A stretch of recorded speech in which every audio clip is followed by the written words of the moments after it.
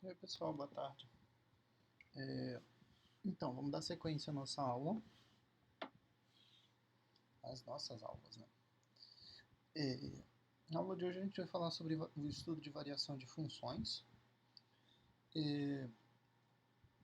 Ainda, né, pegando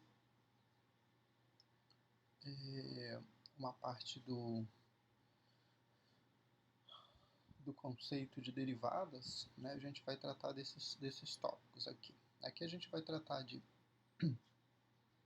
estudar o sinal de uma função, quando ela apresenta variação em relação a, principalmente em relação a, a raiz, né, da função que vai ser um dos parâmetros aí para a gente avaliar, né, o intervalo de crescimento ou decrescimento da função. E aí, quando eu falo de função, entendam a extensão disso para o conceito do gráfico da função, né? Então, se eu estou falando de um intervalo de crescimento e decrescimento de uma função, você vai imaginar graficamente o que está acontecendo na função. E aí vamos definir mais nas aulas seguintes. Então, nesse primeiro momento vai ser isso, estudo do sinal. A gente vai também abordar o teorema do valor médio aqui, né? É um conceito importante, embora a gente não vá fazer a aplicação dele, né? O teorema do valor médio a gente vai abordar mais na frente também, quando for tratar de integral, tá? Mas ele surge, né, inicialmente aqui nesse momento, né, o teorema do valor médio, porque a gente usa, na verdade, uma abordagem de derivada, né, para tratar desse teorema. E é muito simples, na verdade, né?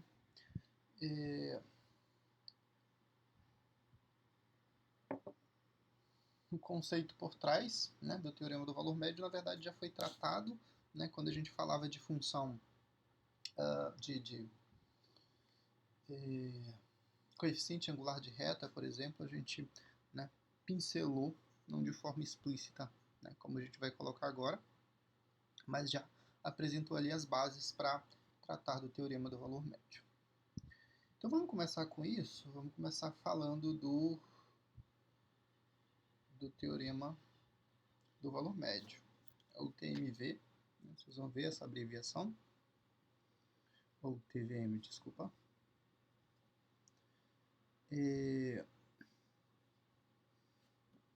Teorema do valor médio, tá? Abreviação. Aqui a gente vai tratar do que, né?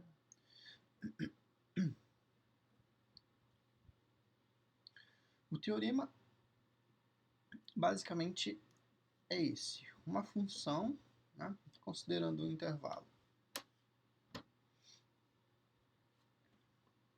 Vou pegar aqui o intervalo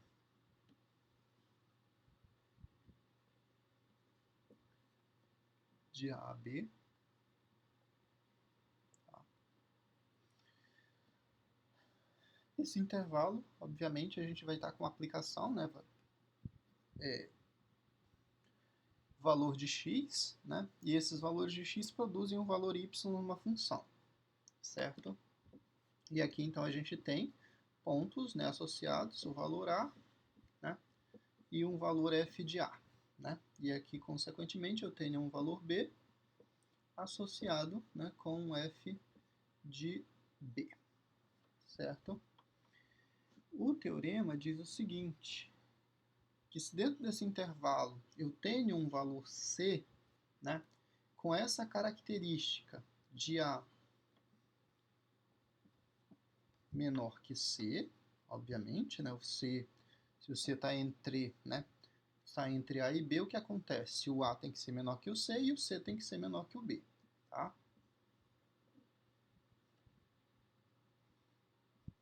Então tem essa característica aqui. Certo?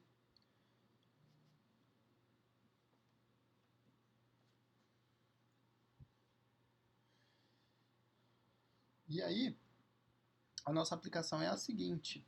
A f de B menos f de A, que nada mais é e aí a subtração de B menos A, se você lembrar disso aqui, tá? A gente está tratando do que exatamente? A gente está tratando do coeficiente angular de uma reta. Né? A gente está tratando do coeficiente angular da reta, certo? Entre dois pontos eu consigo traçar uma reta. Por essa reta, por esses dois pontos eu traço uma reta e essa reta, consequentemente, tem uma inclinação. Né? Então, se eu tenho dois pontos, eu consigo calcular o coeficiente angular de uma reta usando essa expressãozinha, subtração do maior valor, né, de y com o menor valor de y. E aqui embaixo a mesma situação, maior valor de x, menor valor de x, subtraído, né? Aí, ok? Só que a gente viu outra forma de calcular coeficiente angular de reta, né?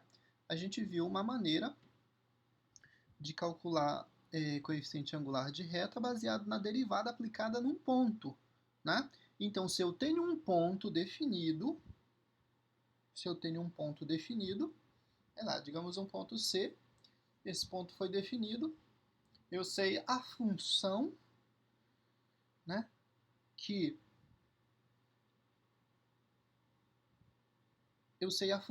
gera esse ponto no meu gráfico, né? Obviamente, se é um valor de x e se a minha função é uma função, né, que aborda esse intervalo de domínio, né, vamos colocar dessa forma, isso aqui pertence ao domínio da função, então esse valor c aqui, né, valor pertencente ao domínio da função, ele vai produzir no gráfico dessa função um valor definido, um valor de y, né? Então eu vou ter um c associado com f de c, né? E basta que eu tenha apenas um ponto e a informação da função, a informação da função que eu digo é a função em si. Eu conheça a regra, f de x é igual a, sei lá, x ao quadrado menos 3, por exemplo. Se eu conheço isso e eu tenho um ponto que pertence a essa função, eu consigo definir o coeficiente angular da reta tangente a esse ponto, né? Coeficiente angular da reta tangente a esse ponto. Observa que essas duas informações, também são estão associadas com a minha função. Né? A função f de x produzida, aplicada em A, produz uma f de A. E essa mesma função produzida associada com B produz uma f de B. Tá? Então, eu tenho essas informações aí interligadas. Só que eu usei aquela notação antiga de coeficiente angular de reta para calcular o coeficiente angular da reta que passa entre A e B. Tá? Que passa entre A e B. Aqui porque eu coloquei só o eixo X, mas depois eu vou representar isso graficamente para vocês verem como é que fica essa representação. Tá? De modo que, nesse ponto C, né, eu vou ter, se eu quisesse, né, calcular derivada para isso,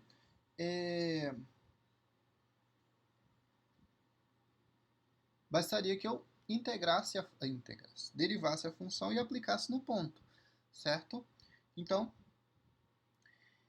e o teorema do valor médio garante exatamente isso, que em algum momento eu vou ter a coincidência desses dois resultados. Isso porque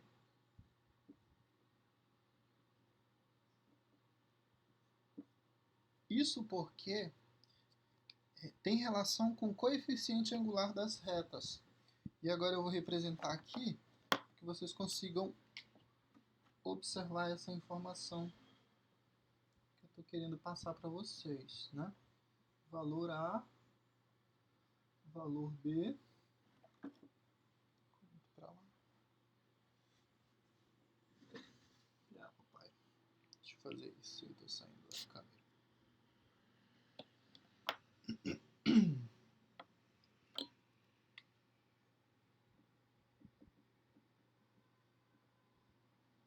A representação representação aqui do ponto.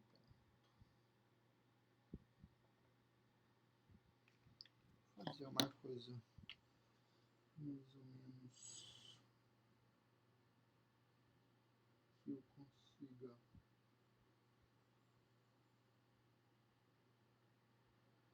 depois traçar uma reta tangente.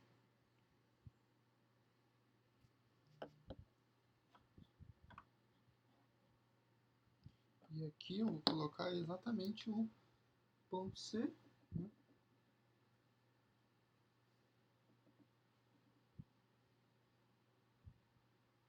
Que é o meu pontinho. Então, o teorema do valor médio, né, traçando aqui, ligando, né, esses dois pontos.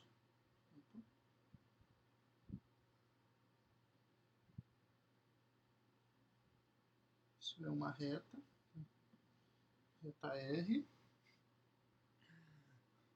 Essa reta R, ela vai ter a mesma inclinação em um determinado momento, ela vai ter a mesma inclinação, na verdade é o contrário, né?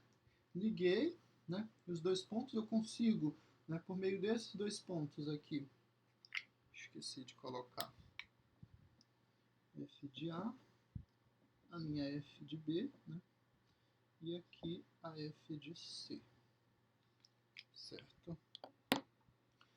Se eu ligo esses dois pontos, ponto A, né, ponto A, F de A com ponto B, F de B, né, criando uma reta, essa reta tem um coeficiente angular, né? Se eu tomo um ponto nesse intervalo, e aí o detalhe tem que ser nesse intervalo, para que a gente garanta a existência do teorema do valor médio, né? Se eu tomo um outro ponto pertencente a esse intervalo entre A e B, compreendido entre A e B, assumindo essa característica de que esse valor C tem que ser menor que A, esse valor C tem que ser maior que A, e consequentemente ele tem que ser menor que B, vai, né? E aí eu tenho informação da função, a f de x está definida para mim, eu consigo a derivada, né? Só que em algum momento esses dois coeficientes angulares, eles vão coincidir, tá? Ou seja, vão ter a mesma inclinação de reta. Porque o que significa derivar a função e aplicar ela num ponto? Significa que você está pegando o coeficiente angular da reta tangente ao gráfico da função naquela posição. A gente não está necessariamente expressando uma informação do gráfico quando eu faço derivada. Eu estou expressando a informação de coeficiente angular dessa reta, chamar essa reta de reta t. Tá?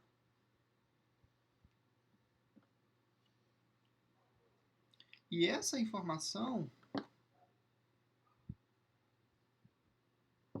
é justamente a informação que a gente apresenta. Em algum momento, observa que se eu fizesse, pegasse um ponto C aqui, tá? Pegasse um ponto C, mas aqui ele não necessariamente estaria, porque a reta teria uma inclinação diferente da reta R, por exemplo. Tá? Aqui é só para demonstrar. Mas eu garanto a existência de pelo menos um ponto em que isso vai acontecer. Ok? Então o teorema do valor médio é justamente isso. Ele garante a existência de um valor que vai, produzir coeficiente angular de reta semelhante, né, ao se eu for fazer isso, né, individualmente sem usar a derivada. Tá? Então, pela regra de derivação, aí eu garanto nesse intervalo pelo menos um ponto que seja coincidente, ou seja, eu tenho a coincidência aqui dos coeficientes angulares, né, calculando isso de duas formas diferentes. Ok? E aí a consequência disso é que a f de B, né, menos a f de A, vocês podem ver isso dessa forma também, tá? Que multiplica B menos A. Certo? Só mudando a expressão aqui, né? Tá dividindo, passa para o outro lado multiplicando. Ok? Então isso pode aparecer como teorema do valor médio dessa forma para vocês, tá? Ou pode aparecer dessa forma também. Ok? O que é importante a gente definir aqui? a existência do teorema do valor médio tem que assumir algumas informações. A função ela tem que ser contínua nesse intervalo, tá? Eu não tenho que apresentar aqueles saltos, aquelas, né? Lembra daqueles gráficos que a gente tinha, né? Um ponto, começava aqui e eu tinha uma quebra, né? O gráfico da função era outra coisa aqui, mas a gente não tinha ligação um com o outro, né? A função não era contínua, né? Em determinado ponto aqui pertencente ao intervalo. Então, para a gente garantir a existência do teorema do valor médio, essa função que a gente está trabalhando nesse intervalo, no intervalo de A a B, ela tem que ser contínua, o gráfico dela não pode apresentar quebra, tá? Senão aí eu não consigo expressar, porque o que vai acontecer? Ele ficou muito pequeno, né?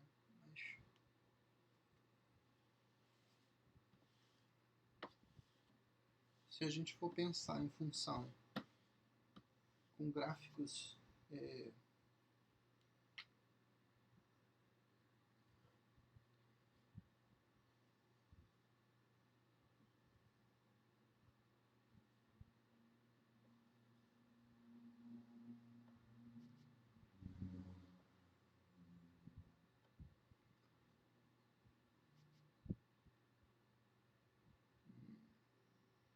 vamos pegar uma função aqui qualquer, né, que tem esse gráfico, por exemplo, aqui para um valor C, por exemplo, né?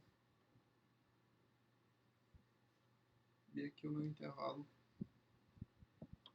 A e B. Então, se a função não é contínua, eu não vou conseguir, para esse ponto, por exemplo, né, em específico, eu não vou conseguir, para esse ponto em específico, ter a reta tangente ao valor de C nesse intervalo, que ele não está definido. O valor de C, na verdade, o valor de C nesse ponto, né, se eu caminho pela esquerda, né, eu estaria definindo esse valor como sendo o valor de limite para a função, né? Vindo por aqui, eu definiria no gráfico da função esse valor de limite, né? Aqui, né? Um valor y definido aqui. E se eu caminho pela esquerda, né? O valor seria um valor menor aqui, né? Um y menor, uma diferença entre os resultados. Então, por isso, né? Por esse motivo, você percebe que a função ela não apresenta continuidade nesse ponto, no ponto C que foi definido. Se isso acontece, se tem quebra no gráfico, se tem falha aqui, o teorema do valor médio não vai funcionar, porque tu não vai ter, para esse ponto, por exemplo, tu não vai conseguir uma reta tangente. Né? Não uma que ligue as duas partes do gráfico. Né? Não uma reta que ligue as duas partes do gráfico. Tá? E, consequentemente, você não consegue, então, fazer a aplicação do teorema do valor médio aqui. A outra situação é que a função ela deve ser derivável. Né? Funções que não apresentam derivada são funções mais difíceis. Tá? Mais difíceis de encontrar. Né? Encontrar uma função que não tem derivada em determinado ponto.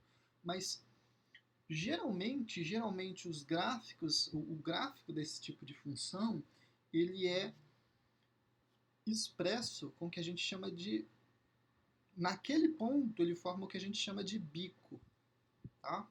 Vocês vão ver coisas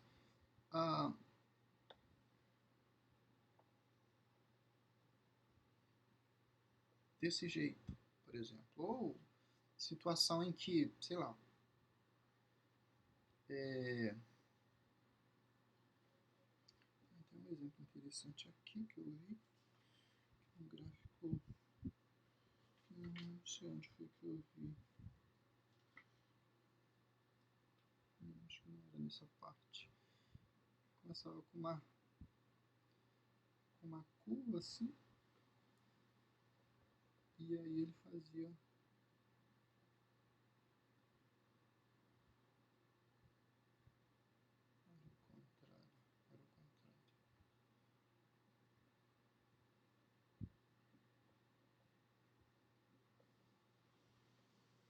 Aqui era uma curva e nessa parte aqui era uma reta. Mais ou menos assim. Mas aí você percebe então esse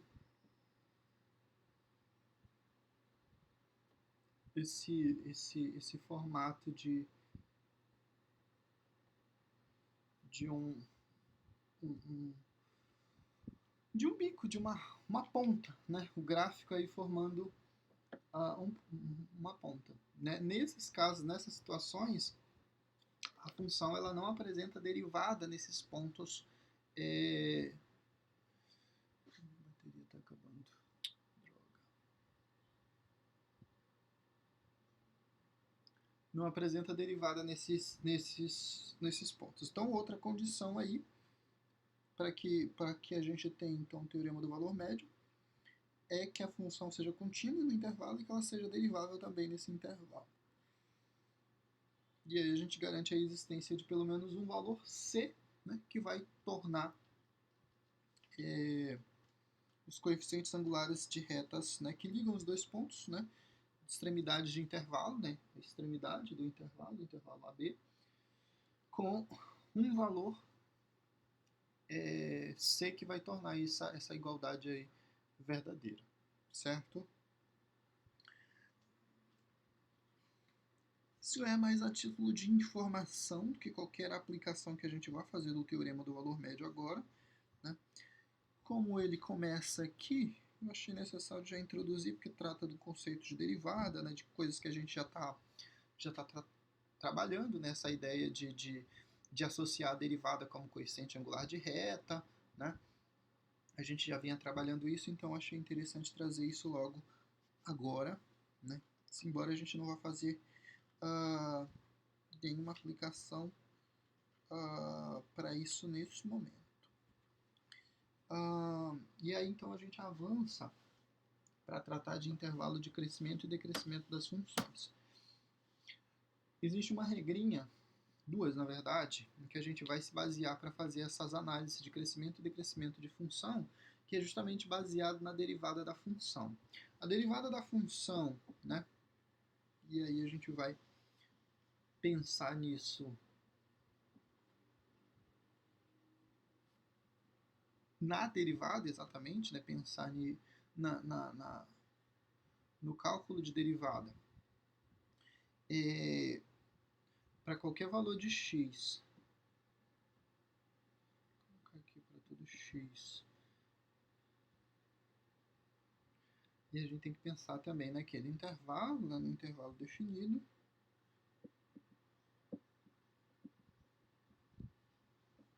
Esse intervalo I aqui é um intervalo, né? Imaginem como sendo um ponto pertencente ao intervalo.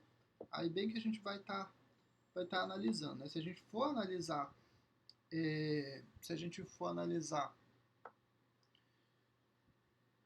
crescimento e decrescimento, a gente não pode analisar tudo de uma vez. A gente vai ter que setorizar essas informações baseadas em intervalos aí que a gente consiga definir. No espaço de tanto a tanto, a função ela assume um valor estritamente crescente ou estritamente decrescente. Ou seja, a função está crescendo ou ela está decrescendo. Ok? E aí, então, imaginem esse x pertencente ao intervalo que a gente vai analisar sempre. Tá? Se isso acontece, então a função f de x ela vai ser estritamente crescente. Tá?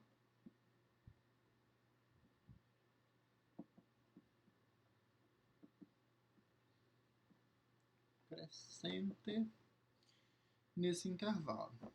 Se acontece o processo inverso, obviamente, né, se eu tenho a derivada da função menor que zero para esse mesmo intervalo, não necessariamente o mesmo intervalo, porque a gente vai analisar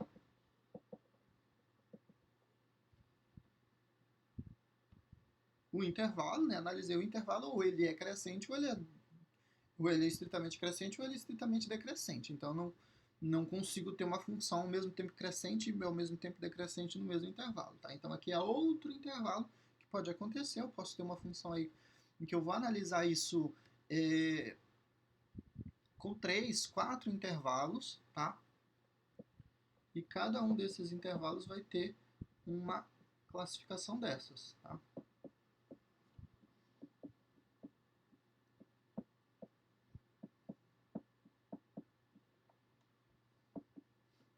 Então essa é a regra, tá?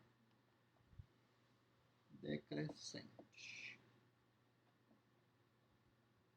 Gente, não sei mais escrever. Decrescente. Então, baseado na informação de derivada de uma determinada função, a gente vai analisar os intervalos em que uma função cresce e decresce, certo?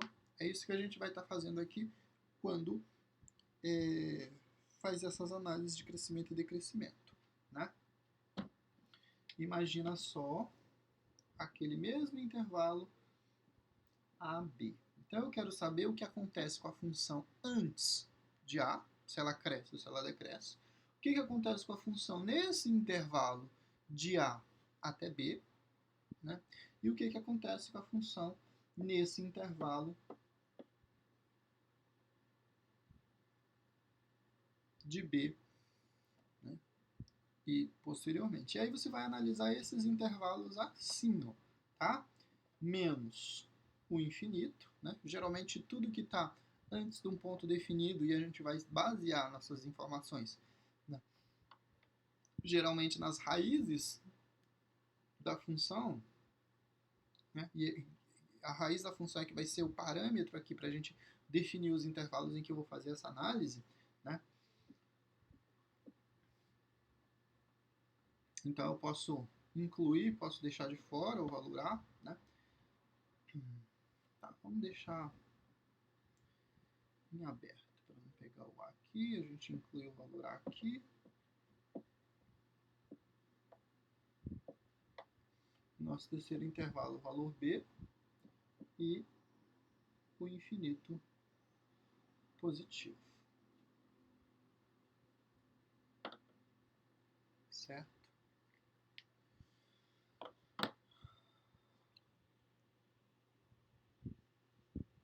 Então, quando eu digo intervalo, tá? É justamente esse parâmetro que eu vou adotar, tá? Baseado na informação da raiz da função, eu vou trabalhar a análise da derivada da função e vou verificar se naquele intervalo antes da raiz, qual é o valor que a função ela assume? Se é maior que zero ou menor que zero. Se for maior que zero, eu vou ter uma função estritamente crescente, tá? Isso para informação de derivada. Se for menor que zero, eu sei que naquele intervalo a função ela vai decrescer, tá? O que geralmente acontece é essa alternância. No intervalo cresce, no outro ela vai decrescer e na sequência eu vou ter crescimento da função novamente. Por exemplo, ao contrário, né? Decresce, cresce, decresce, tá? Mas não necessariamente isso vai acontecer sempre, tá? Tem um caso até interessante aqui do livro em que a função ela decresce, ela cresce, né? Cadê? Cresce, cresce, decresce e decresce na sequência.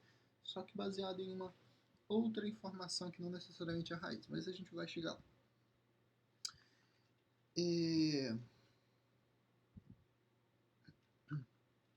Então vamos analisar uma função considerando essas informações que a gente colocou aqui. Eu vou ter que parar porque está em 9%.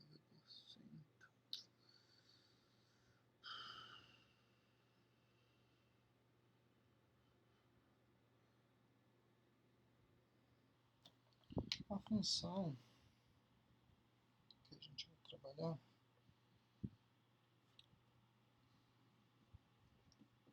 é x ao cubo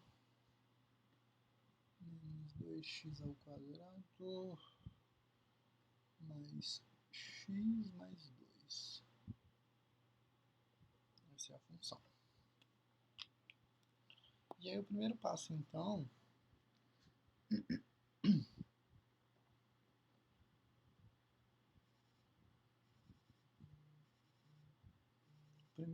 é definir derivada para essa função.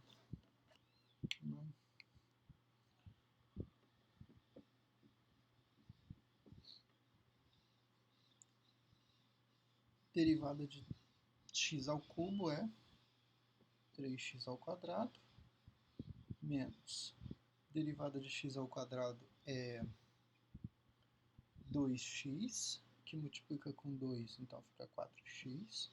Derivada de x é igual a 1 e a derivada de 2 é igual a 0, certo?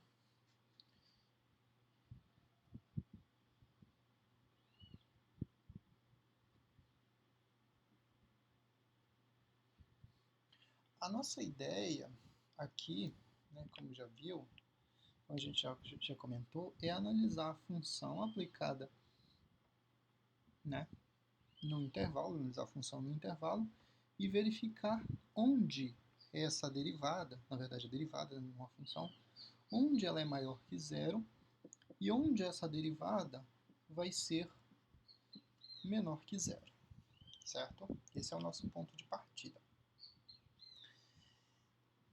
E aí, a gente quer saber onde é maior, onde é menor. O ponto de partida vai ser exatamente onde a f de x é igual a zero, certo? Esse vai ser o nosso ponto, né? Nosso parâmetro, onde ela for igual a zero e onde ela é. E aí, a partir desse, né, desse valor que a gente definir, onde a função é exatamente igual a zero, a gente consegue analisar esses valores de maior ou menor, né, dependendo da função, certo? Fazer isso é calcular as raízes para essa equação do segundo grau, ou seja, eu estou definindo aqui um 3x ao quadrado menos 4x mais 1 igual a zero, certo? Vou obter as raízes dessa equação. Agora eu transformei numa equação do segundo grau, né? Mas vale lembrar que isso é a derivada de uma função, né? Se é a derivada de uma função, quando eu definir os zeros, né, dessa equação, ou as raízes dessa equação, eu estou definindo, então, exatamente os valores, né, do gráfico, ou valores de x para essa função, em que o resultado de y vai ser exatamente igual a zero, certo?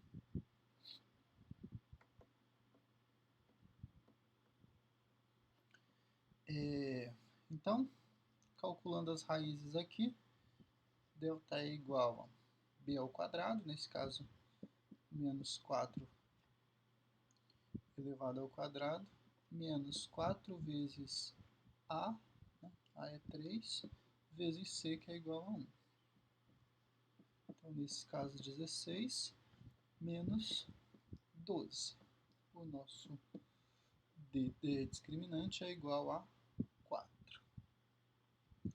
E aí, então, x é igual a menos b, menos 4, mais ou menos raiz quadrada de 4 dividido por 2 vezes 1, que é o próprio 2. Então, as nossas raízes, 4 mais 2 dividido por 2, 4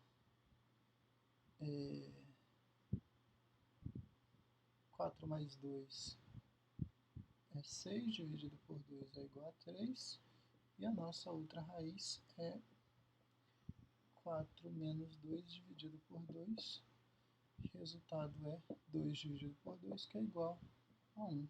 positivo. Então, nesses valores, em 3 e em 1, né, ao substituir esses valores na minha função, na função que foi derivada, vale lembrar, os resultados, né, de y se tornam iguais a zero, certo?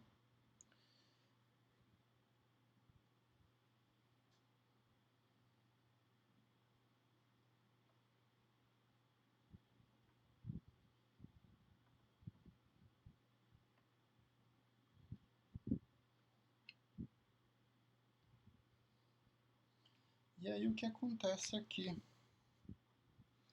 nessa função? Agora, se o y é igual a zero, na verdade o y da derivada, né, que a gente está trabalhando com essa informação de derivada,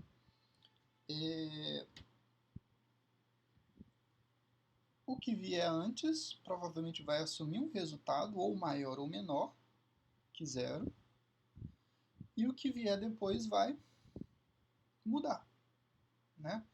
Porque a gente vai ter o gráfico da função, então, aqui nesses pontos, certo?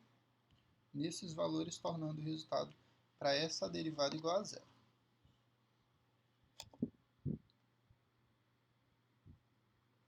E aí, então, só analisando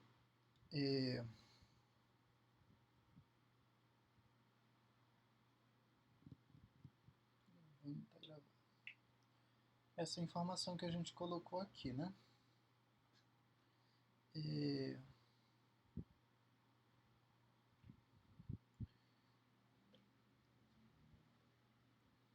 eu puxar.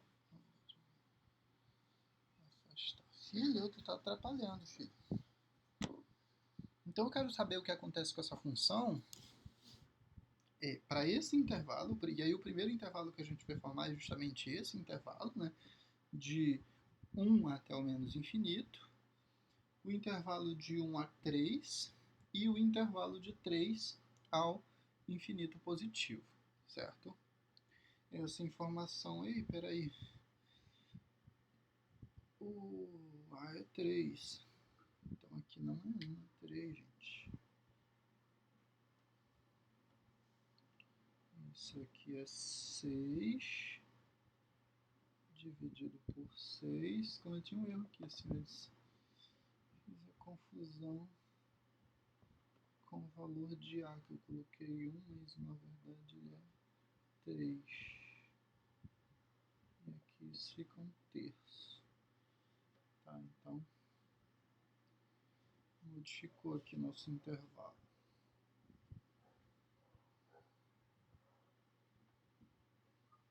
1/3. 1/3 positivo, né? Vou colocar 1 aqui. Então é esse intervalo que a gente está analisando, tá? E não o intervalo de 1 a 3 é 1/3. Aí começa com 1/3, né? O valor menor.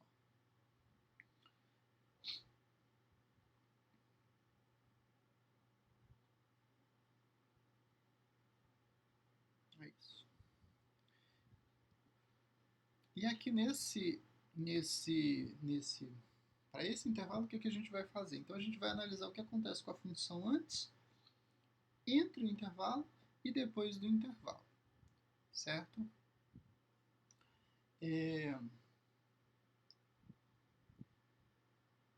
Como é que a gente vai fazer isso? Eu vou pegar um valor, né, de fora do intervalo, obviamente um valor que eu consiga calcular de maneira mais fácil possível, mas pertence a esse intervalo, né? Pego um outro valor desse intervalo também que seja fácil de calcular, que não me dê muito trabalho, e aqui um outro valor, um valor inteiro, né, pertencente a esse intervalo. Então, o que vai acontecer? Nesses intervalos, eu tenho a função crescendo ou decrescendo, tá? E aí, baseado naquela informação de derivada, né, se o resultado para isso for maior que zero, significa que a função ela vou colocar aqui, maior que zero, né? Representada dessa forma. Então a função ela cresce. Se for o contrário, menor que zero, então eu tenho decrescimento, certo? Baseado nessa informação que a gente vai definir isso. Se eu pego, por exemplo, a f de zero, né? Observa que zero está nesse intervalo de 1/3 até o menos infinito, né? O que vai acontecer ali na minha derivada, né? Então, isso aqui seria 3 vezes zero ao quadrado, menos 4 vezes zero, mais 1. Essa primeira parte toda vai dar zero e o resultado vai ser igual a 1 positivo. A f de zero é maior que zero. A derivada em zero, aplicada em zero, é maior que zero. Então, significa que nesse primeiro intervalo, a função ela é crescente, ou seja, é estritamente crescente, na verdade, pela definição, né? Estritamente crescente. No intervalo de 1/3 até 1, por exemplo, né? Vamos pegar o meio, ou 0,5, né? Isso é 3 vezes 1 sobre 2 ao quadrado, menos 4 vezes 1 sobre 2, mais 1. Certo? O resultado para isso vai ser 3 dividido por 4, né?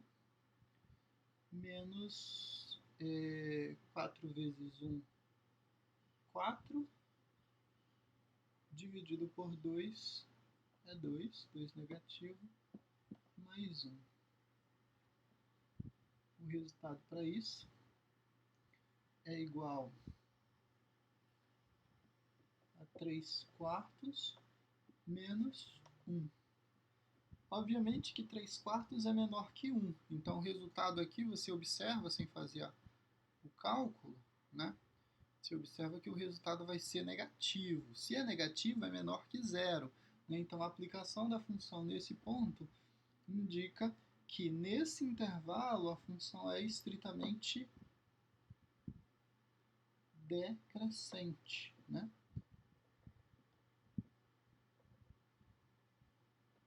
E aí após, né, pegando aqui, sei lá, um 2, o f de 2, para facilitar os nossos cálculos, sem fazer o valor quebrado, o que vai acontecer? Eu vou ter 3 que multiplica 2 ao quadrado, menos 4 vezes 2, mais 1. O resultado para isso é 12, menos 8, mais 1. O resultado é 16 menos 8 é 8, mais 1, 9. 9 positivo, maior que zero. Aqui eu não coloquei a conclusão, mas é menor que zero. Certo? E aqui, então, se é maior que zero, pela definição, a função é estritamente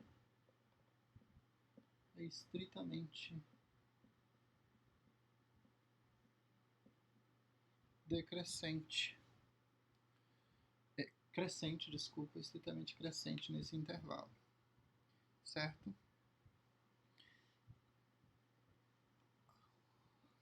Mais algum exemplo? Então, a gente pode representar na forma de intervalo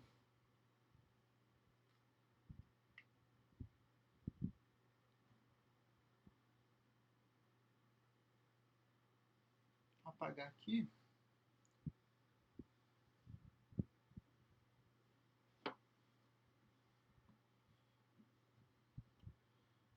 que a função ela vai ser crescente. Vou representar dessa forma, estritamente crescente, apenas dessa forma, nesse intervalo do menos infinito até 1/3 e nesse outro intervalo também, que é do 1 ao mais infinito, certo? E ela vai decrescer, então, nesse único intervalo aqui, que é o intervalo de 1/3 a 1, ok? Mais infinito, fechado, fechado.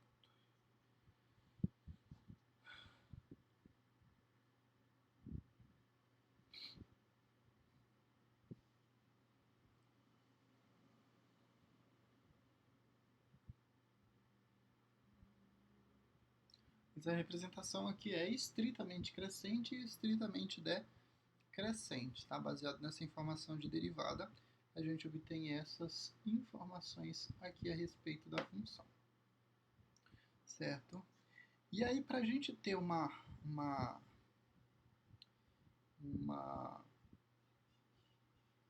confirmação, né, vamos dizer assim, de que realmente no infinito, tanto positivo quanto no infinito negativo, a função ela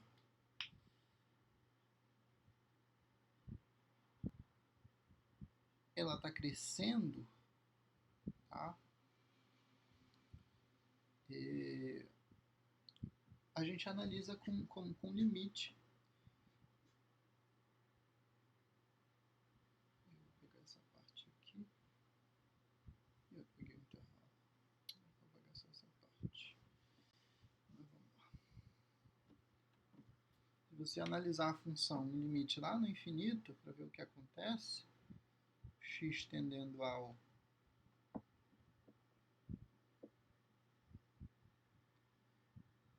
função era x ao cubo menos 2x ao quadrado mais x mais 2. Né? Essa forma de analisar limite a gente já verificou. Né? Limite com x tendendo ao infinito. Limites no infinito, né? Então, coloca em evidência o maior termo. E aqui você vai ter o 2 sobre x mais 1 sobre x ao quadrado mais... Opa, esqueci do 1.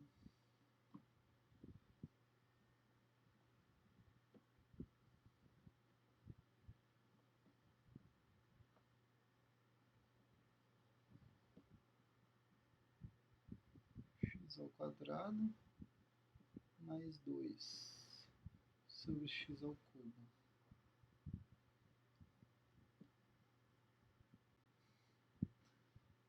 X ao cubo, certo? Esse limite aqui vai dar zero, quando eu fizer a aplicação vai dar zero e vai dar zero. E aqui então, quando eu aplicar esse limite, o que vai acontecer? Limite né, x ao cubo com x tendendo ao infinito é um infinito. Né? Então, infinito positivo multiplicado por 1 é o próprio infinito positivo. Certo? E aí então você observa que a partir desse ponto, realmente a função está crescendo, né? Porque o valor de limite sempre... E aqui a gente está testando a função original, não é a função derivada não, tá? É a função original.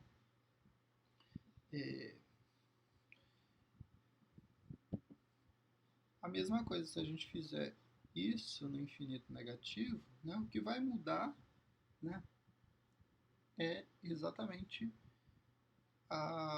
de resultado a gente vai ter exatamente a mesma coisa, né, a mesma regrinha, né, colocar em evidência sempre, vai ficar a mesma coisa. Quando aplicar para o infinito isso também vai ser zero, só que né, considerando que é um valor de tendência a muito próximo a zero, só que pela direita, né, ficando negativo, mas ele vai se aproximar também de zero. E aí, então, aqui eu fico com resultado para esse limite, para aquilo tudo. Limite de 3 vezes 3x elevado a 1. Né? X ao cubo que multiplica 1, né, que é o resultado daquela operação toda lá que a gente já fez. E isso aqui, então, é infinito negativo vezes 1, que é o infinito negativo também, certo?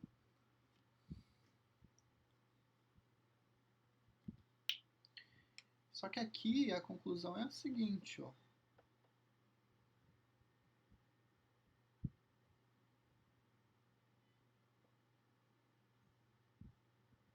infinito negativo.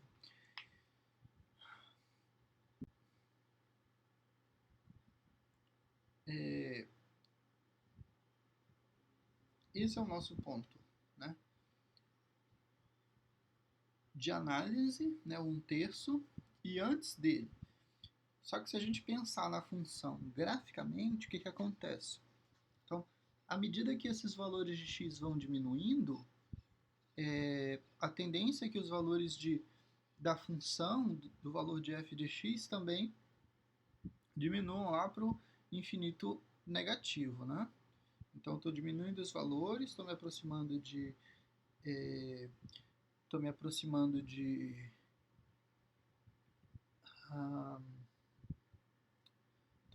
do infinito negativo, né, diminuindo, e o valor do limite também vai para o infinito negativo. E aí não façam a confusão com o seguinte, ó. Observa que naquela aplicação em que a gente tomou a derivada da função, tomamos um ponto aqui, né?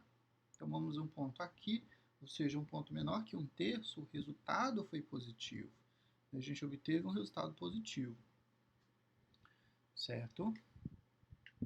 Então a confusão aqui, que essa função que a gente analisou é a função original, a função sem derivar, então não tem relação com a aplicação da derivada no ponto antes, tá? Mas aí então a análise, né? Se a gente está diminuindo o valor de x, né, o valor de y também está diminuindo. E à medida que... E aí, partindo dessa análise, analisando de modo contrário, isso significa também que se... Né, que é o que a gente está analisando. Se eu diminuo o valor de x, se eu faço o x tender ao infinito negativo, a minha função tende ao infinito negativo, ou seja, o y tende ao infinito negativo. Um caminha junto com o outro. Então, o contrário também é verdadeiro. Se eu aumento o x, o y vai aumentar, certo? Se eu aumento o x, o y aumenta, ok? Então, aqui eu tenho crescimento, certo? Só para concluir aí esse nosso raciocínio de sinal. O que mais que eu tenho aqui? O gráfico da função. O gráfico dessa função é uma coisa do tipo desse modo.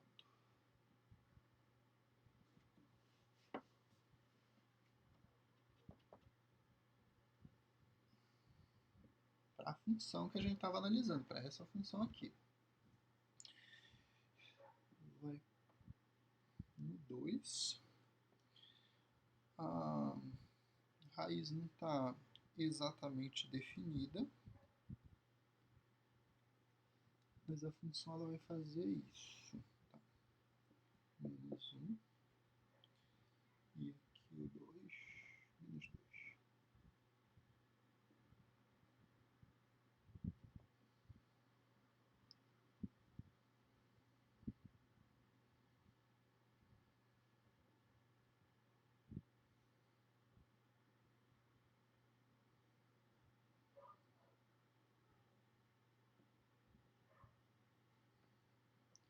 O meu 1/3.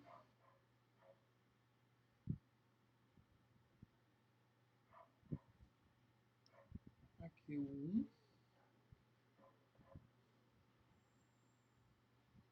E aqui a função continua, certo? E aí você analisa exatamente essas duas informações que a gente colocou aqui, né? Que a gente esboçou anteriormente lá, agora expressado graficamente. No intervalo do menos infinito, né? Para esse primeiro intervalo do menos infinito até 1/3, a função ela cresce. Chegou aqui nesse ponto, ó, observe o que acontece. A partir de 1/3, a função vai produzir resultados cada vez menores para y. Embora o valor de x esteja aumentando, certo? O valor de x está aumentando, ó, né? 1/3, meio, né? 0,9, 0,99, até 1. Mas o resultado, para esse pequeno intervalo, o resultado de y vai diminuindo aqui, tá? O y está diminuindo. Então, nesse caso, eu tenho função decrescente nesse intervalo, ok? No intervalo de 1/3 até 1, a função ela decresce. E no outro intervalo, observa que a partir desse ponto, à medida que o valor de x aumenta, o y aumenta também, né? Então, nesse caso, a função aqui ela é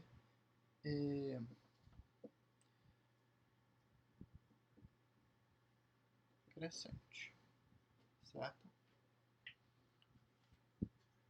Então, esse é o gráfico dessa função que a gente analisou aqui.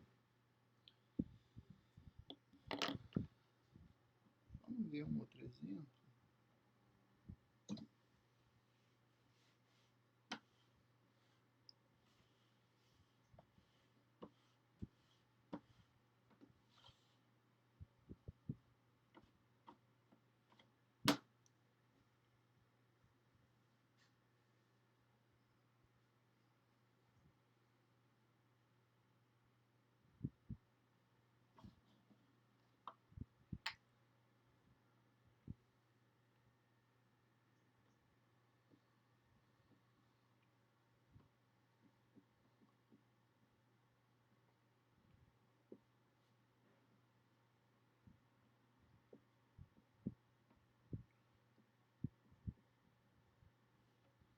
Essa função, né? Então, o primeiro passo aqui é definir derivada para a função. Só que aqui eu tenho uma regra do quociente para aplicar, né? Então, derivada da primeira, derivada de 2x, de x ao quadrado menos x é 2x menos 1, que vai multiplicar a segunda função sem derivar, 1 mais 3x ao quadrado.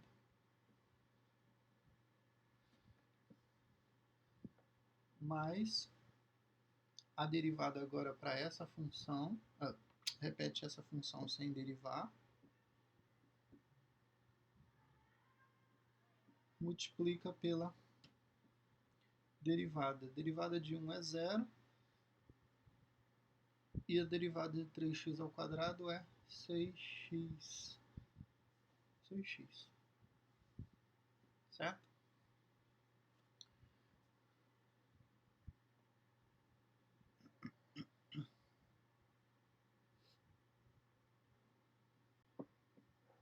Ai, esqueci, né? 1 mais 3x ao quadrado elevado ao quadrado.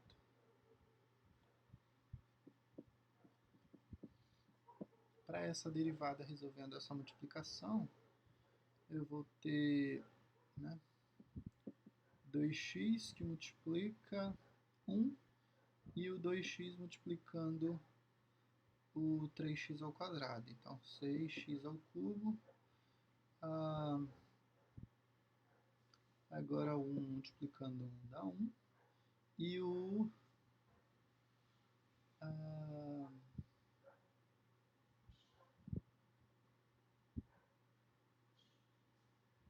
menos 1 também multiplicando 3x ao quadrado.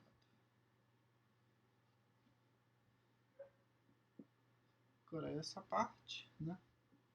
6x ao cubo menos 6x ao quadrado.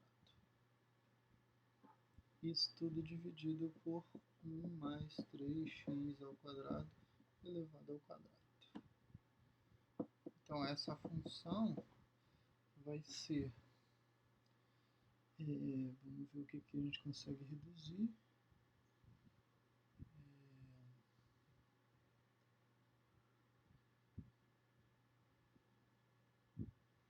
Ver se eu consigo operar com esse.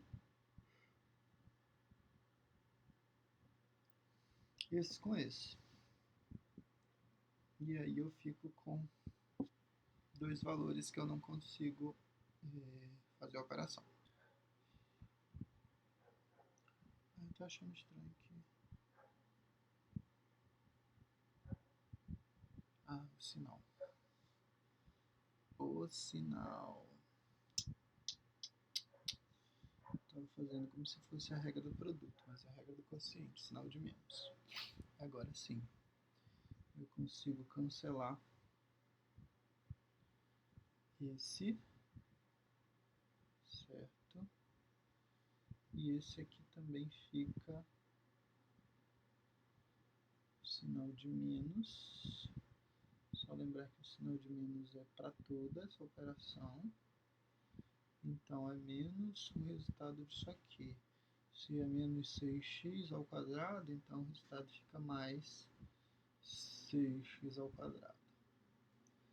Agora sim. Então esse eu cancelo. E aí então eu vou ter menos 3x ao quadrado com 6x ao quadrado é 3x ao quadrado positivo. Mais 2x menos 1. Isso tudo dividido por 1 mais 3x ao quadrado elevado ao quadrado. Correto?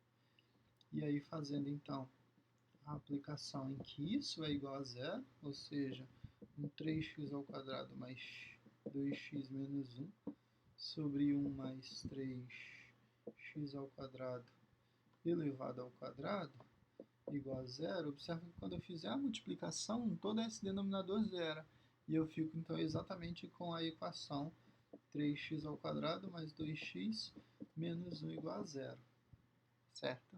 Para definir o valor em que eu vou ter os resultados iguais a zero para a derivada. Né? E aí, então, fazendo esse cálculo, o que vai acontecer? Então, 2 ao quadrado é 4, menos 4 vezes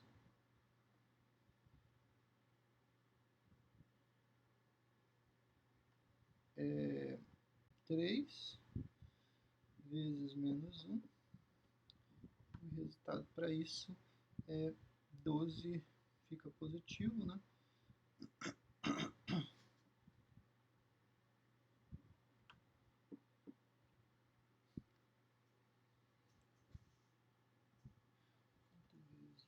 C.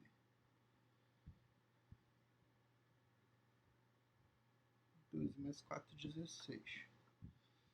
E aí então eu vou calcular as raízes. X é igual a menos 2, mais ou menos. Raiz quadrada de 16 é 4, dividido por 2 vezes 3 é 6. Então tenho a primeira raiz com 2 mais 4 dividido por 6. O resultado também vai ser 2 sobre 6, que é 1/3. E quando eu somar tudo, né? 2 menos 4 e 6, somar tudo e conservar o sinal de menos, né? O resultado vai ser menos 6 sobre 6, que é igual a menos 1. Tá? Então, eu tenho essas duas raízes como sendo as raízes da minha equação de derivada, né? Dessa equação que eu obtive.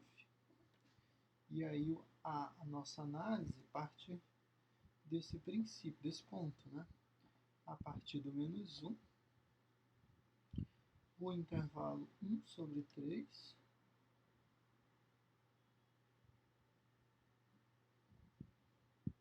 negativo, não, positivo, né? 1 sobre 3 é positivo. E aí, então, tomando valores aí pertencentes a esse intervalo, sei lá, pegando o menos 2 aqui para substituir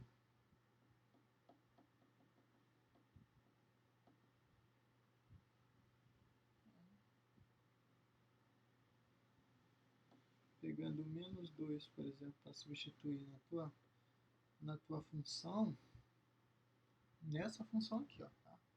De derivada. Menos 2.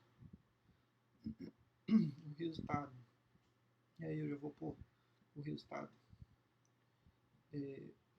lá, tá?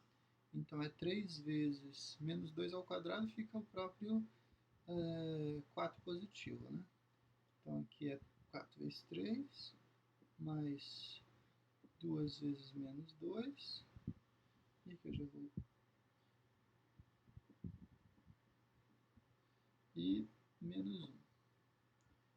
Tudo dividido por 1, mais 3 que multiplica menos 2, elevado ao quadrado, isso tudo ao quadrado. Tá? Então o resultado lá é 12, menos 4, menos 1.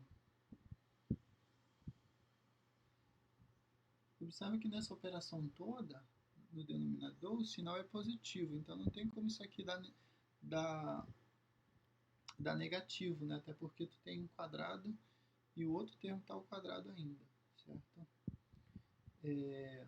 Mas vamos lá. 1 mais aqui 12, né? E aqui com 1, 13. Então fica 13 ao quadrado ainda, certo? E aqui então eu tenho esse resultado. Menos 4 menos 1 dá menos 5. 12 menos 5 é 7. Um 7 positivo elevado lá. 13 elevado ao quadrado e positivo. Com a diferença que o valor é muito pequeno, né? Mas ele é positivo, né? Esse valor, ou seja, é maior que zero. Então, o significado desse resultado é justamente que a função aqui ela é estritamente crescente para esse intervalo, certo? Ou seja, se o valor de x aumenta nesse intervalo, o valor do y aumenta também, certo? Para esse outro intervalo, o que vai acontecer?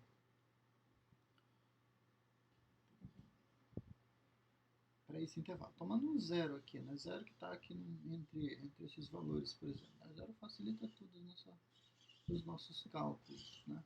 Colocou zero, já elimina uma boa quantidade de cálculo. Colocou zero, dá zero aqui, sobrou menos 1 no numerador, né?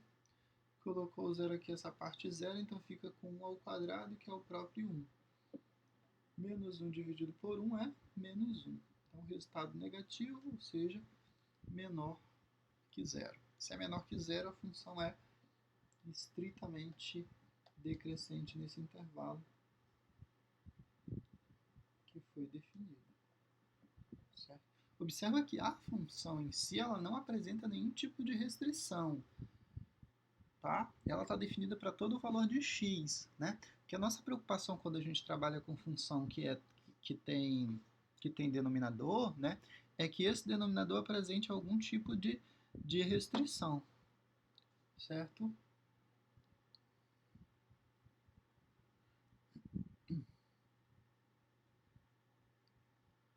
Mas nesse caso,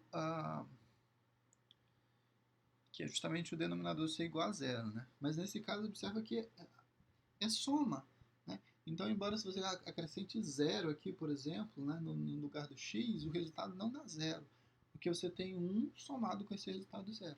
É uma operação de soma. Tá? E aí o caso mais problemático seria que esse resultado... e aí o valor do x ainda está ao quadrado, né? Então, o valor positivo, o valor negativo que você substitua aí vai produzir um resultado positivo, né? Vai produzir um resultado positivo e não tem como esse resultado positivo subtrair do 1 para dar zero, por exemplo. Tá? Então, essa função ela não apresenta restrição quanto ao domínio.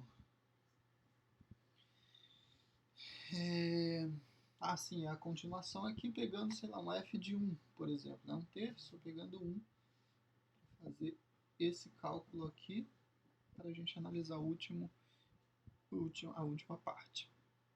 Se for 1, vai ser 3, mais 1, mais 2 menos 1 dividido por 1 mais 3, que dá 4, elevado ao quadrado, né? Então aqui eu teria como resultado um 5 dividido por 5, na verdade 4, né? Dividido por 4 ao quadrado, né? Embora um valor muito próximo de zero, vai estar próximo de zero, né?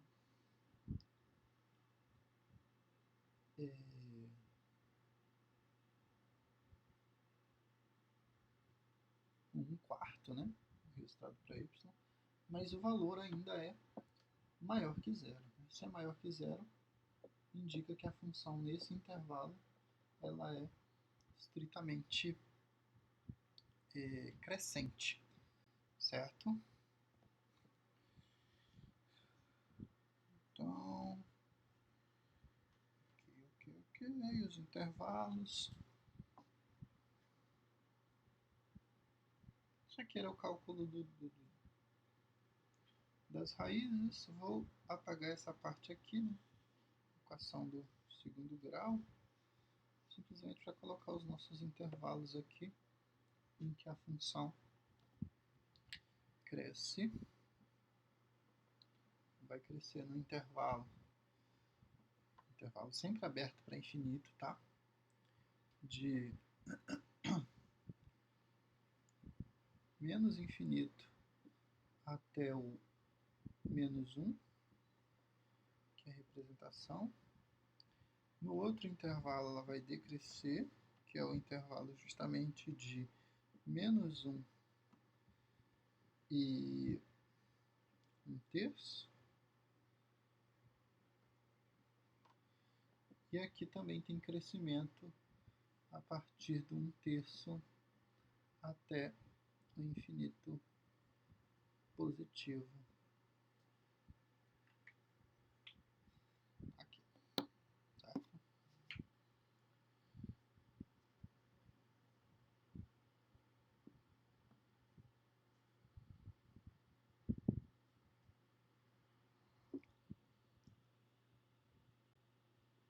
O gráfico dessa função é uma coisa interessante. E a gente pode analisar também o limite, né? O limite para essa função a gente também viu como fazer. Toda a representação, isso aqui é cálculo de derivada, para a gente não... Vou apagar essa parte aqui para a gente entender o que acontece com a função no limite para o infinito positivo. A gente tem uma ideia do gráfico dessa função, do comportamento dessa função.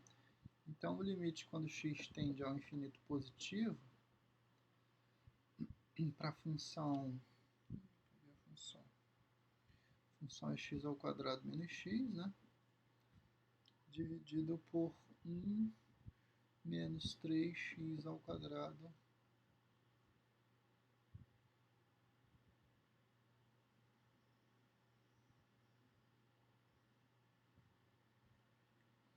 e aí aquela ideia de sempre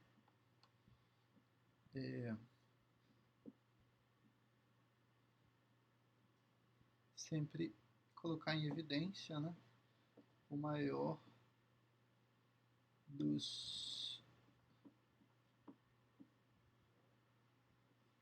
termos que tem expoente, que tem o maior expoente, na verdade. Esse é o pincel verde, que não fica muito bom. Colocando em evidência o x ao quadrado aqui embaixo, o que acontece? Vai ter 1 sobre x ao quadrado, já que ele não tinha, né? Menos 3. Para essa parte, esse tem x ao quadrado dividido por x ao quadrado, sobra o 3. E aí o que vai acontecer? Essa parte dá zero, nessa parte dá zero quando eu aplico o limite. Assim, esse daqui eu consigo dividir, né? Resultado, consigo cancelar. Fazer o cancelamento. Sobrou o quê? Sobrou 1/3. Então, estou aplicando, na verdade, o limite quando x tende ao infinito positivo para 1/3. Não tem variável para eu substituir, né? Então o resultado para esse limite é o próprio 1/3, né? Lembra que o limite da constante é a própria constante, certo?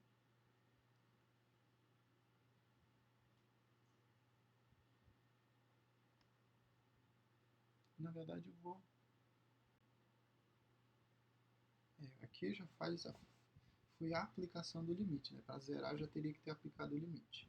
Tá, então eu vou colocar aqui o resultado dessa forma, fica melhor expresso, né? Porque quando eu aplico o limite, fazer isso dá zero, só vai dar zero quando eu aplicar o limite, tá? Então não faz sentido repetir o limite lá embaixo de novo para 1/3. Então o resultado é 1/3 como resultado desse limite, certo? Isso para o infinito positivo, né? Quando eu fizer para o infinito negativo, eu vou ter a mesma situação, tá? Por quê? Eu vou colocar em evidência sempre a mesma coisa, essa parte aqui toda vai permanecer, e aí a gente vai continuar com 1/3, né? Não vai ter o que substituir, não vai ter variável para substituir nesse 1/3, então ele permanece como sendo um limite também, o x tendendo ao infinito negativo. É igual a 1/3, para essa função toda lá. É só representar como sendo f de x, né? Para não repetir tudo aquilo lá de cima de novo. Certo? E aí então você percebe aqui que o valor do limite ele não vai ultrapassar 1/3, certo? O valor da função ele não vai ultrapassar 1/3.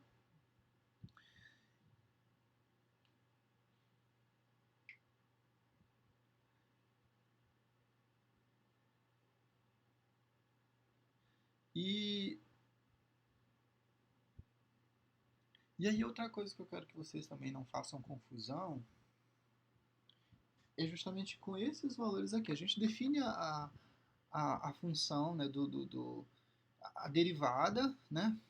Esse valor de derivada é o nosso ponto de referência que a gente vai analisar. Os pontos, ou o ponto, pode aparecer 1 ou 2, enfim. Né?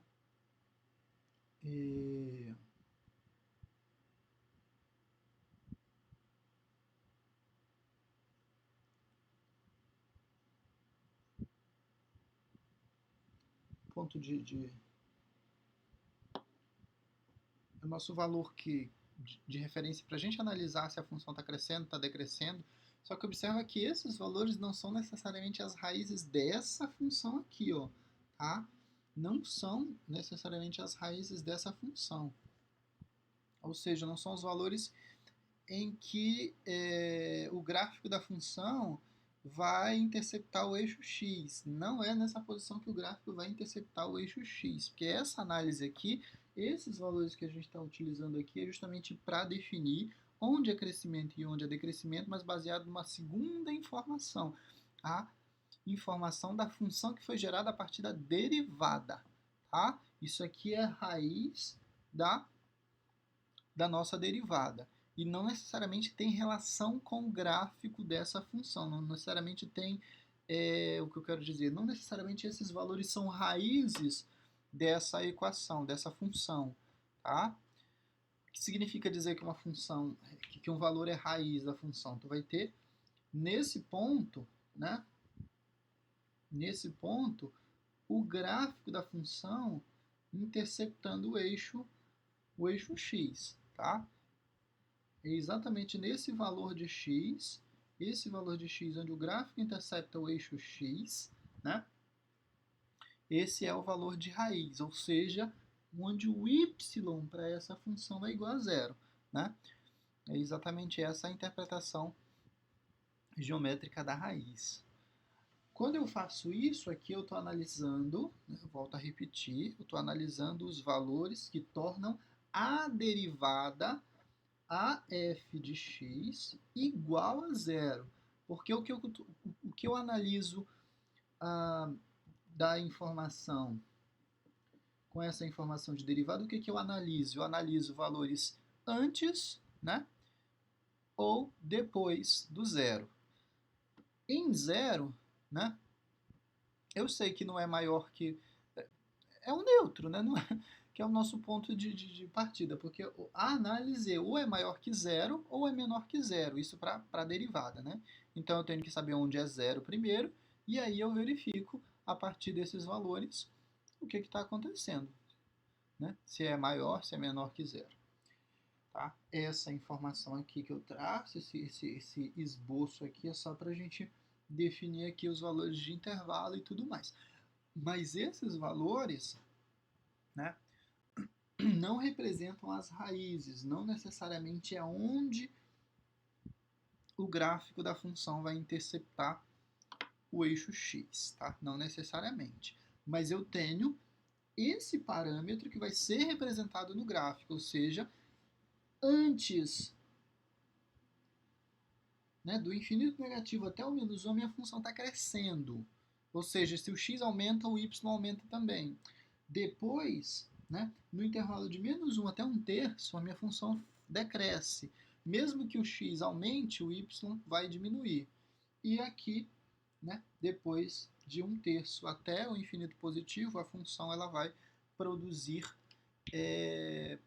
valores, né, de y. À medida que o x aumenta, o y aumenta também. Correto? E a outra informação que a gente obtém, né, a partir do cálculo do limite no infinito, é que essa função ela não ultrapassa 1/3, tanto para o negativo, né, para o infinito negativo, quanto para o infinito positivo. A função ela não vai ultrapassar nunca o 1/3.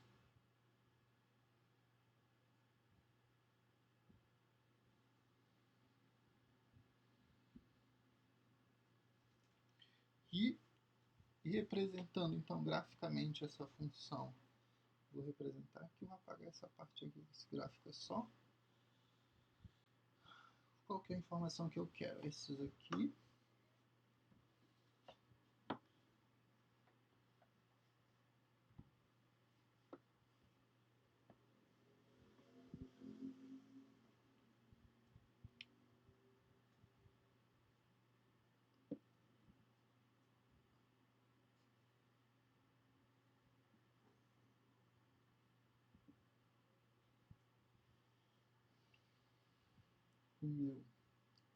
Vou colocar 1/3 aqui, um pouco fora de escala. Digamos que o 1 esteja aqui, mais aqui em cima. Né? Eu vou usar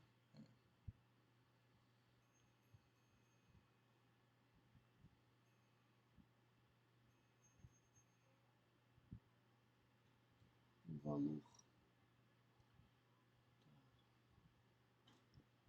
de menos 1.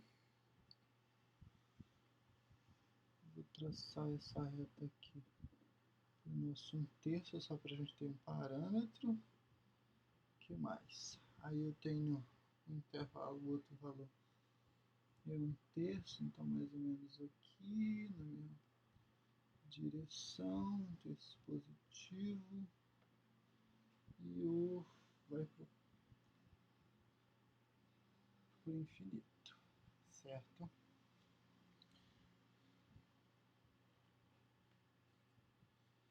Se for exatamente menos 1, e olha essa informação, se for menos 1, o valor é meio, acho que o meio está mais ou menos aqui, certo? Então, só para confirmar aquela ideia lá que eu falei para vocês, ó, né? Menos 1 é o valor que a gente testou, tá? Mas se você observar no gráfico da função, o menos 1 não é raiz dessa função. Ele não produz um zero para essa função se eu substituir ele lá. Tá? E o resultado que vai produzir é, na verdade, meio. Tá? Então, não é zero da função. O que vai acontecer aqui para... Esse valor é menos 1/6. Se for 1/3, é menos 1/6, mais ou menos aqui.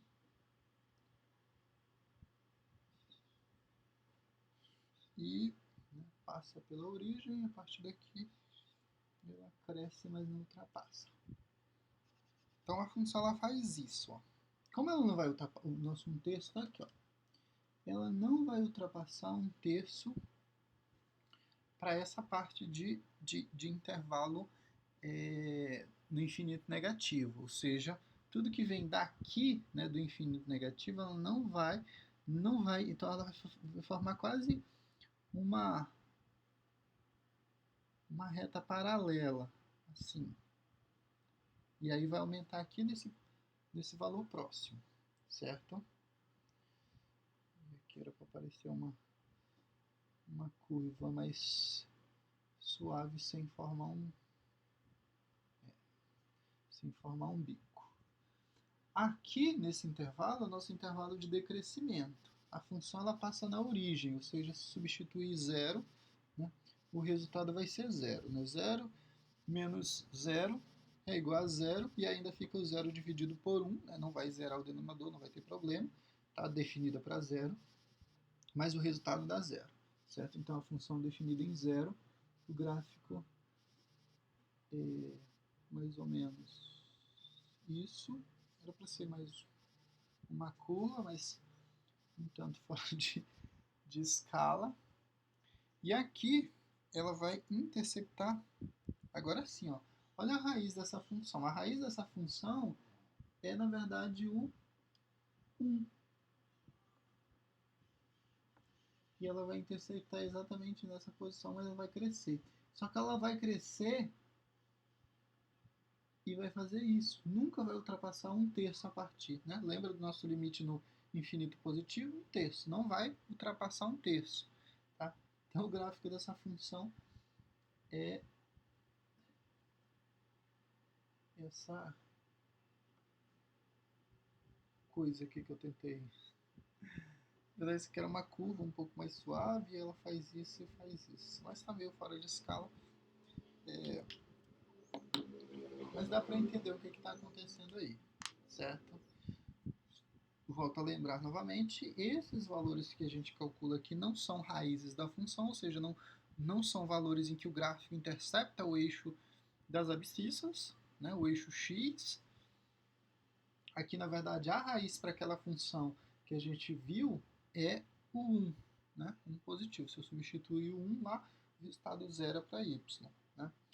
A mesma coisa aqui, sim, tem a outra raiz, né, 0. 0 e 1, que eu esqueci. 0 também é raiz para essa função. Se eu substituir 0 nessa função, o y dá 0. Mas eu não tenho problema para calcular esse 0. Eu não vou ter indefinição aqui. Tá? Consigo calcular de boas. Aqui também 0. Mas aí o ponto é, o menos 1 e 1/3, né, que a gente obteve a partir da derivada da função, são pontos em que a função ela muda essa situação de crescimento e decrescimento, certo? Nesse caso, para o intervalo antes de menos 1, né, a função ela cresce, ou seja, se o x aumenta, o y aumenta, se o x diminui, o y diminui. Né? Então ela faz acompanha esse ritmo, certo? Estou diminuindo o x, o y está diminuindo. Estou aumentando o x, o y está aumentando também. Se acontece o inverso, aumenta um e o outro diminui, é a situação em que a função é uma função decrescente. Tá? E é justamente nesse intervalo de 1 a menos 1 que isso acontece. A partir de menos 1 a 1/3, desculpa. A partir de 1/3, a função volta a crescer de novo.